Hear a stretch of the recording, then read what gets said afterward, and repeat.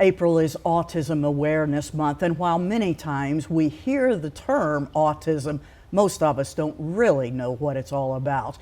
Today joining me is Michael Smith, a specialty analyst from Brentwood Hospital about autism.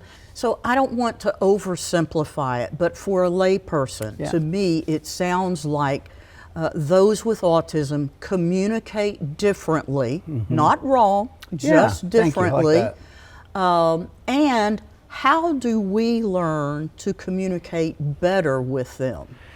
Well, the first thing that is really essential to that process is knowing where your child is on the spectrum. I do a functional assessment to kind of figure out where the function of those problem behaviors lies. What's the motivation for acting out?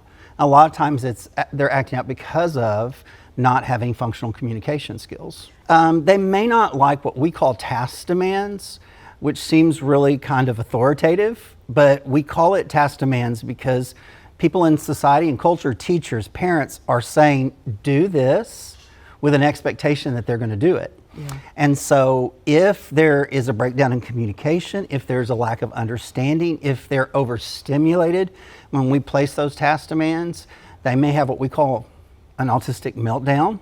And so what we do at Brentwood, when we recognize through the functional assessment, this child is using this behavior as an escape from these unwanted task demands, is we teach them replacement behaviors. We teach them to say, hey, I'm overwhelmed. Can I have a break? But with ASD, there are specifically some barriers to picking up and learning in that way.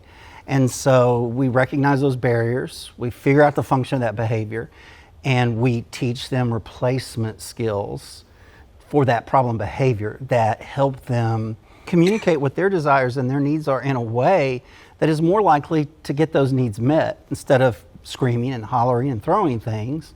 Hey, I need a break. I'm overwhelmed. It's too much. Great. Thanks so much for the information. And again, all month long, we're going to have information on our website, ktbs.com, about autism.